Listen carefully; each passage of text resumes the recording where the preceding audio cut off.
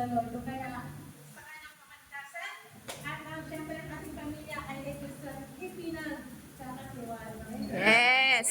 Kaya tayo, the Upper Family, tayo po may ligtas kasama ng ating kasama natin sila. Amen? So, then, happy birthday mo Diakon at let us enjoy this Ngayon sa surprise niya ako, sabi ko, ano lang, iwan ko lang, mag-share ko lang kung sila, no? Ay, yung kumawala ng sila kayo siguro, yung tawag sa iyo. Sige. Okay, salamat sa day.